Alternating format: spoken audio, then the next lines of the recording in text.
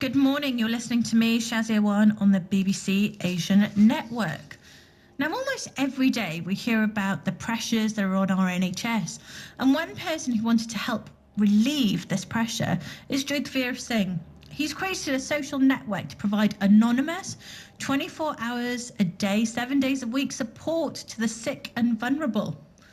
This is by creating independency in the community, where support can be provided with one another rather than relying on our doctors and hospitals.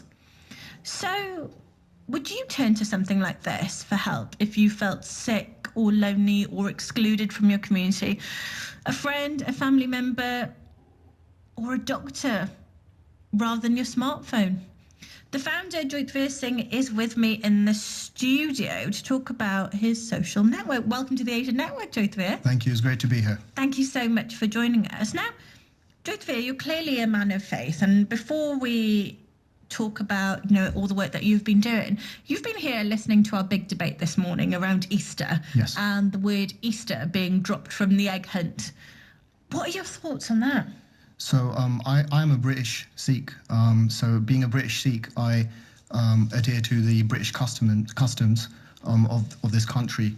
And as a Sikh, my faith is very much interfaith. So I endorse and support the values of others. And I feel that if it makes you a good person, we should get involved. But we should know the reason behind it as well. So know the reasons behind why we're celebrating Easter in this country and join in, perhaps. Yeah, so make an informed understanding and just learn the good values that you can learn from the whole thing about Easter and Christmas and other occasions as well. Now, you and I were having a bit of a chat during this track about how important service to the community is to you as a person and as a person of faith. Was that the inspiration behind starting your app? Yeah. So I started AnonCare, developing AnonCare in 2010 while I was working in the NHS. And during this time, I saw the NHS, I had a personal experience where I saw the NHS was under a huge amount of pressure. The NHS sees over 1 million patients every 36 hours, which is a huge cause for concern because our waiting times are getting longer and there's less time for GPs to provide quality, compassionate care for each and every patient that walks through the door. And that was then, and it's still an issue right now. So also at that time, I was a frequent visitor to a Sikh temple in Birmingham called Guru Nanak Nishkam Sevak Jatha. And it was there where I witnessed some of the volunteers, the Sevadars, who carried out immense, very incredible feats of service, both locally and internationally, for other communities. And they would do this for no benefit of themselves. I was totally inspired. I know that Gurdwara well, actually, Jyotveer. I've been to it a few times. Very large Gurdwara. So I was extremely inspired, but I thought, how could we use this this resilience that's in the community and integrate it in the NHS? Could this be done? And I had the opportunity to speak to the chairman of Guru Nanak Nishkam Sevak Jatha, Dr. Bhai Mohinder Singh Ji, who is an international interfaith ambassador at UN level and was the first Sikh to be knighted by Pope Benedict in 2012 for creating interfaith cohesion across the world. And Bhai Sahib Ji inspired me by saying that what we want to do is to empower people with values of compassion, love, ever-ascending optimism. And by creating interdependency in the community, we can reduce pressures on the NHS. And they told me a story which really inspired AnonCare.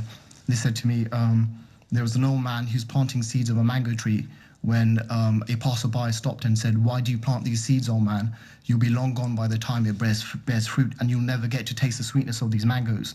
And the old man responded, "All the mangoes I've eaten in my life were planted by the people before me." So this inspired me to do such service that even after I'm gone, people are reaping its benefits. And technology has the ability to outlast often people. So if we can encapsulate service, selfless service, Nishkam Seva, into technology, I think we could serve humanity. So by way of almost leaving a legacy. Yeah, so service is important to all Sikhs, and it's a driver for all communities. Compassion is a foundation, a fabric of the NHS, but it's also a core principle of all faiths, including Islam, Hinduism, Sikhism, and Christianity. And whether you're faith or no faith, everyone believes in these values. So it's if we can integrate those, we can support others. And with regards to the legacy, it's part of what we do, being faith inspired and values led. And you can see it with organizations like Khalsa Aid or Nishkam Swat. They do what they do to serve others without expecting anything in return. I feel that certainly service to the community is important to all different faith groups, like whether you're Christian or Muslim or Hindu or Zoroastrian, like for all different faiths, and none, as you say. And there seemed to be like an increase, there definitely seems to be an increase in social enterprises starting up as well, whose purpose is effectively to serve the community as well. Is this a social enterprise in a way? I mean, even charities are calling themselves for-purpose organizations rather than not-for-profit, because it's more about measuring your social impact in the community, and that's very difficult to measure. But I think faith communities do it very well, and by virtue being of faith, people don't talk about the value that they bring. They almost try to be anonymous and selfless. So it is difficult to do that, but I think it's immensely powerful. It's interesting that you're using your faith to align it with almost like a technology type app. Yes. I don't think I've seen that done to this extent before. Yeah. I mean, it might have been. I've just not seen it. Social networks are traditionally used to connect with friends who you then share content with. What AnonCare is doing is you share support with strangers who then become your friends. The technology is the way we have developed the app is quite unique, because you don't, unlike traditional social networks, you don't have to be someone's friend to see their posts. By default, everyone's post is on one single feed, so there's a shared responsibility for the well-being of others. And people on this single feed, compassion feed, regularly post things like a loss of a job, depression, anxiety. And then people have an opportunity to motivate and uplift them. So they just post that to strangers? It started very slowly, and people wouldn't do that. But by what I found was, by people talking about their own experiences, they almost gave permission to others. And because it's anonymous, people feel more comfortable. And as soon as we also integrated these functions called wish well and offer a prayer. So you don't have to like a post. You can wish well, offer a prayer, and that person gets an immediate notification of your compassionate gesture.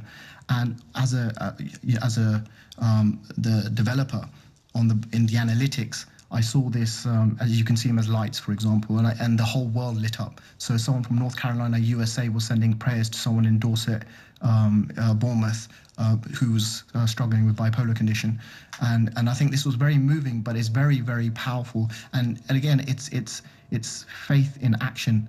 Or love in action, as Mother Teresa would say. I guess sometimes if you're feeling down or depressed, and we've all been there, it's just a case of knowing that somebody else is there or understands. And sometimes a stranger can be, the voice that you need to hear. Yeah. As a Sikh, I'm informed by our Guru, 10th Guru Gobind Singh Ji, that to recognize the entire human race as one large family. And as Sikhs, we were talking about religion earlier on. The word religion doesn't translate into Sikhism very well. The appropriate word is dharam, and dharam means your responsibility to God and his entire creation, from the blade of grass to humans to animal kingdom. You're responsible for them because you're accountable to something higher, and people are accountable to their own values, their ethics. But it's something that's hugely powerful and mobilizes and motivates people to serve others. Jyotveer, how does one even go about starting an app? Because it's not an easy feat, is it? Like starting it, designing it, launching it. Tell me a little bit about your journey. It is certainly challenging. So I have been doing it since 2010. By virtue of doing this by myself, initially I've become multi-skilled. So writing press releases, graphic design, social media, and in my current, I also have my own career. I'm head of digital for a large university where I look at acquisition and conversion, but it's linked to digital. So I do this out of hours, but anything I learn, I try to integrate into the system, and it has been very difficult. There are times, servers are costly or you don't have the time. But just yesterday, a user sent me a private message on AnonCare saying they're thanking me for developing it and saying that there are people in this world who have family and friends who they can talk to, but there are some who have no one. And for such people, there is AnonCare, and things like that really motivate me. So I have, luckily now, because of the exposure that I've received, I have been able to expand a international team who is now helping me support and develop. Jyotveer, do you think people are more and more inclined to sort of turn to a smartphone or those sort of digital apps for help and support, or like life coaching or life advice and things like that? Because I guess traditionally, if you were feeling down or blue, you'd talk to your family or friends, or then maybe seek out a counsellor. Do you think we're more inclined to just download something and go, right, okay, this can help me quickly? Yeah, smartphones are definitely becoming more popular. Everyone has one. They use it all the time. And we are seeing this. You can see it everywhere.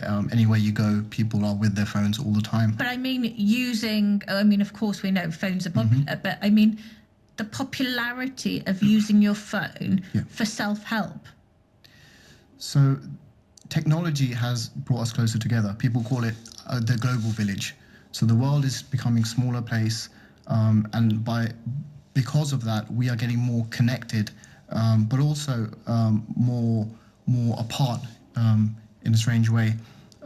They say that we are actually drowning in information, but starving for wisdom. So I think it's getting the right technologies and the right systems. And if some people may not use it, and yes, then you need to talk to someone. And it's not a system to replace real healthcare from your GP or community support. It's something, a resilience at a tactical level in the community, and it allows people to feel better. And we carried a recent research, a user study, and we found 80% of our users have reported an improvement in their overall mood and well-being since using AnonCare, and 93% would recommend it to their friends and family. So yes, it is the appropriate method for some, but it may not be for others. I find it quite interesting, Jyotveer, when I'm on my Facebook, my Instagram, or my Twitter, when say I've got 5 minutes and I just scroll through the apps, I've got like lots of people that I follow posting like these sort of inspirational quotes or feel-good messages, and I follow a lot of those people, and like just throughout all the news organisations and different people I follow, those quotes and sayings never fail to uplift me. And I think you've really tapped into something there. Absolutely, with this. What have you found to be the most interesting thing, or any interesting data that you've come across of people using this app? So I know that from traditional social networks, we are all addicted to social highs. It's something where people like, and the more likes you get, the better you feel. And if you don't get it, it can lead to anxiety. In fact, there's been studies that your brain releases a chemical called dopamine, and which is very addictive. It can be as addictive as drugs. And the lack of this can lead to depression. So the study, that's with mainstream social networks. AnonCare is a network where people can be themselves, and it's anonymous. And it's not about how many likes that you get. And what I've found with AnonCare is that strangers are connecting with each other to support one another. But the greatest impact we are getting is cohesion. I see people from different faith communities. How great is it to receive as a Sikh, to receive a prayer from a Muslim? And when you feel that, it elevates you, and it gives you hope. So I think we're at the early stage right now. I can see the interaction is fantastic, but I think there's going to be a greater, as you say, a social impact, and we're keen to see this. I mean, you've already got thousands of people on this, haven't you, on this app? Yeah, it's been popular in China, mainland China. In fact, there's a Kung Fu master from Kunming, China, who signed up. He cannot speak English. I had a Skype conversation with him. He does not understand English, but he is able to use AnonCare to uplift people, and he types in Chinese. But the pictures he puts up, he shares well wishes with people, and his connections are with someone from Brazil, and there are also people from Africa, East Africa signing up, people from India. So when you see these strangers who would never meet each other, they will never connect on Facebook as friends, but somehow it's this shared humanity that is bringing them together. What kind of things are people posting on their site, Jyotveer? Like, are they posting about like family dramas, love life? Like, what leads someone to post on here? We find a lot of people have been using AnonCare to talk about their anxiety and issues like depression, bipolar condition, and they talk about how other people find it difficult to understand them. And because there's like-minded people on the system, they offer that peer support and saying, yes, I feel that and I understand what you're going through. They're not giving any medical advice, and that's not what it's about. It's about saying that I'm here for you if you want to talk to me. But yeah, so people talk about all different sort of things. But so if I split the sort of users that we have, one is the people who need support, and then there's a group of people who actively use it to support others. They post motivating material, videos, upload quotes, just to inspire people. And these are the do-gooders that just want to make a difference and help people. And then I see from the data that we have users who sign up, they log in regularly, but they don't post anything. But they are returning users because, and I feel that they're being impacted. And it's for them that I'm here to support. And I think that by talking about our issues, they slowly do come out and say, okay, you know what, this is my problem. Can anyone help me? Jyotveer, do you think as a country that we're compassionate as people? Because we've turned so much to our apps, the digital, like what about like the one-to-one interaction?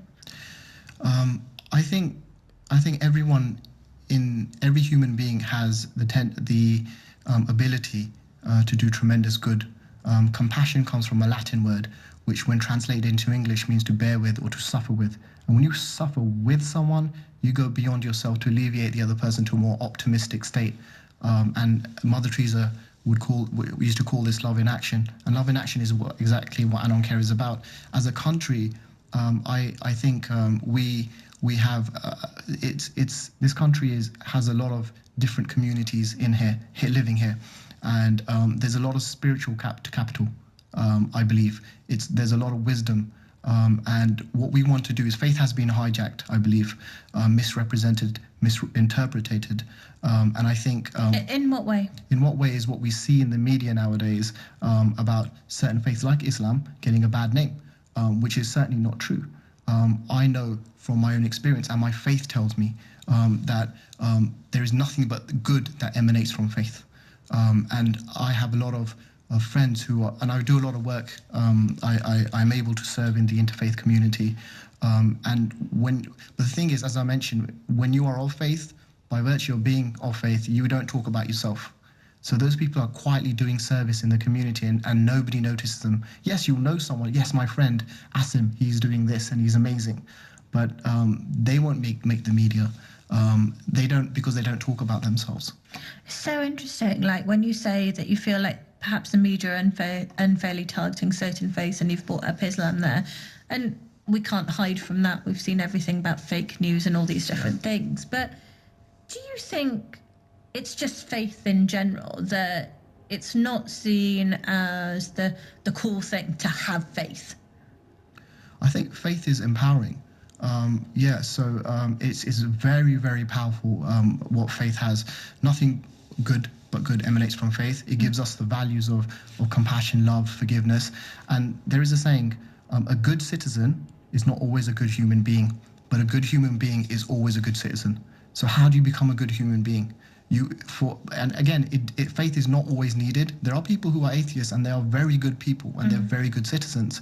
But I think the wisdom and the values that we receive from our mothers, our parents, our forefathers in our scriptures, if we look and see and really, really evaluate that and practice that in our lives, rather than just talk about it, I think the world will be a much better place. But everything happens with, I believe, with God's grace. But when we're talking about faith, and you're saying like faith is an empowering thing, and absolutely, I personally agree with that. But when we're looking at faith and how people of faith are portrayed in the media, it's not portrayed as empowering all the time, is it? Yeah. That's what I was trying to get at. Yeah, not all the time, but I have been given the opportunity. I mean, I've been referred to as the Sikh Mark Zuckerberg because I'm a Sikh and I'm making a social media platform. I think the Sikh Spider-Man was taken. But I have it that Mark is actually the American Jyotveer Singh. But I think faith is it's a comfort for myself to draw back into. But it also helps me recharge myself and gives me the values to do what I'm doing. If it wasn't for it, I would not be here today. One final question, Jyotveer. With people going on this app, do you ever see somebody on AnonCare and think, right, I'm concerned, this person's really vulnerable? Has that ever happened? Yes, that has happened. What do you do in that situation? So those people, there are within our community, within the AnonCare community, there are healthcare professionals, nurses, doctors. We are just yesterday. I was in Dorset speaking to a CEO of a very large hospital, and they're keen to integrate the features of AnonCare into their care provisions. So it's something that we need to progress on because we're at early stages. And although the support is there, and everyone on the system, it's not a system for medical advice. And we do have... No, but for example, Jyotveer, if you see somebody, and they've posted something that's quite troubling, say they're feeling vulnerable, they're feeling suicidal. Yes. I remember years ago I trained as a counsellor, which is why I'm asking you, because sometimes people can say things which is a telltale sign that they're in troubled waters. What do you do? Because it's such a big responsibility then. What do you do in that situation? Exactly. So... and they could be from a different country. Absolutely. So they're not accessible to me right away or immediately. Yeah. And because of that, there are clearly, obviously, there's the governance to safeguard people that you have in your terms and conditions. But the system has been developed to create transparency and for people to air their issues. And when people do say things like that, there are people immediately who respond to say, speak to a doctor, speak to a GP, you need to do this. Obviously, if there is a doctor there, they will respond with the same thing. If anyone advises anything that is against policy, then we have community leads who regularly look at AnonCare and intervene when possible. Okay. And if anyone wants to download this app or find out more about what you're doing, how can they do that then? So they can download the app on Google Play or the App Store, or visit anoncare.com. And if they want to find out more, just go to anoncare.com/about. Jyotveer Singh, it's been an absolute pleasure having you in the studio. Thank you so much for joining us on the Asian Network. Thank you.